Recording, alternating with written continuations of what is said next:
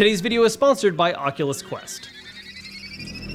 VR technology has been seeing a lot of growth over the last few years, and it's this concept that's really appealing to people.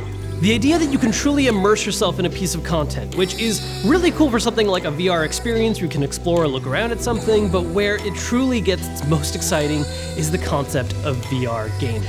The only real big barrier that's still been around is the idea of wires, being tethered or cabled to different things and restricting your movement. That is, until now. This is Oculus Quest.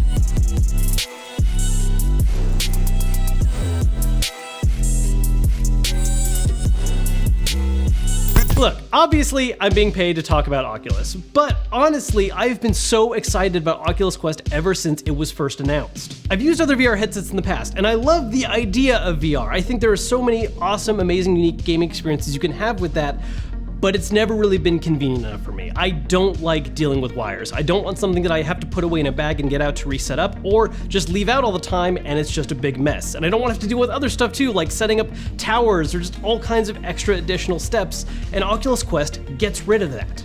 I really do think this is the perfect gateway into VR gaming. Anyone who's been curious about it before but was worried about not having a good enough PC for it or not having a safe enough room to use it with, this is the most convenient way to really dive in. And I think it's worth grabbing over, say, incremental system upgrades. If you already have an Xbox One or a PS4 and you've been debating buying a 0.5 version of the system like the Pro or the One X, I think that money's better spent getting a more unique, different experience with VR instead of just getting slightly shinier graphics for the same games.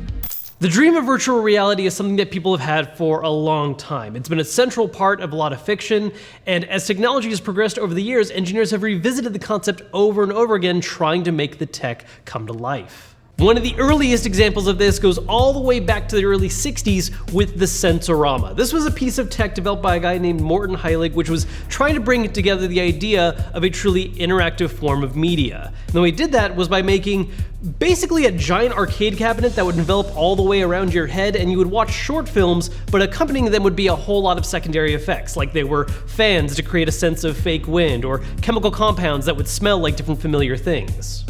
As the years went by, we eventually had the rise of video games that became a new central starting point for the idea of what if we had content that was more immersive and interactive. And some of the earliest ideas came from Nintendo in two major different forms. The first was the Power Glove, which didn't really give the sense of VR where you're actually experiencing or seeing another world, but did toy with the idea of actually having more direct control over something by having an actual peripheral on your hand.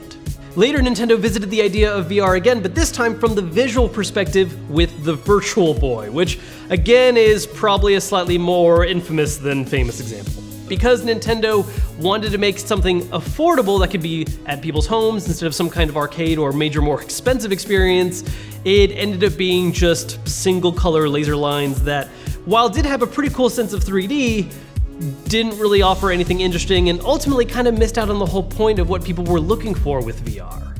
More interesting advances were made by Nintendo's chief rival at the time, Sega, when they worked on the concept of a Sega VR headset to go with the Sega Genesis. Now, this actually never made its ways to actual production where people could buy one and use it, but in the early development phases, it was working with an actual LED screen which would give you way more interesting visuals than what the Virtual Boy was capable of. Sadly, the Sega VR ran into the same problems that a lot of its competitors had, in that the tech just simply didn't exist yet. While it had a more interesting visual look, there wasn't really any kind of advanced tracking technology yet, so the experience wasn't nearly as seamless as it needed to be, causing it to be disorienting. Skip ahead 20 years and we are once again in a time where VR is being heavily explored and much more successfully, leading us to Oculus Quest. All I have to do is take the headset, put it on my head, grab the controllers, find a safe, open area to play, and it is extremely easy to set up and very intuitive. It walks you through the whole process where you can actually see through the headset the area around you and draw the boundary line that you're going to be able to walk around in, and even brings up this whole grid wall to ensure that you know where you can and cannot pass. What's even cooler is that if you do end up passing this wall, it'll revert back to that same camera where you see through the VR headset, so immediately once you're no longer in a safe area, you know what's around you and what's in the way and how to get back to the safe playing zone.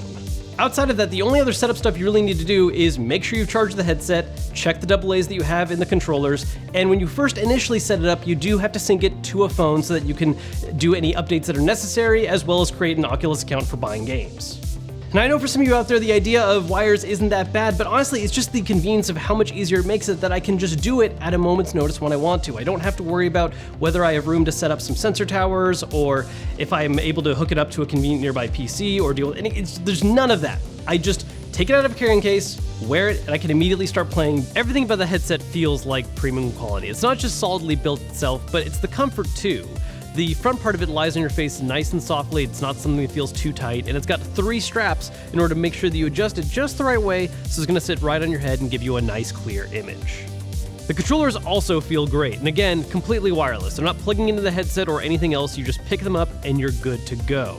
Each of them has their own control stick, along with 2 traditional front-facing buttons, and various other buttons you can reach by doing different grips, which allows you to simulate different things depending on their game you're playing, letting you do things like pick objects up, point at something, or even give a thumbs up. It's worth noting too that the headset relies on an internal rechargeable battery that you just plug into wall power whenever you need to, while the controllers each just rely on a single AA that lasts a really long time and is super easy to add and remove.